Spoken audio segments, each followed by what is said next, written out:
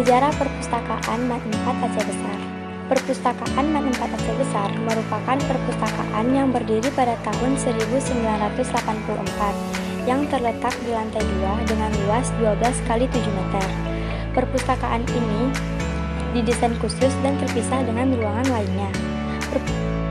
Perpustakaan ini dikelola oleh Ibu Suryani ZNSAG sebagai Kepala Perpustakaan, Ibu Sumarni SIP sebagai pustakawan yang ahli dalam bidang teknisi, Ibu Cut Putri Agustina AMD, dan Ibu Rahmawati SIP yang bertugas dalam bidang teknologi informasi.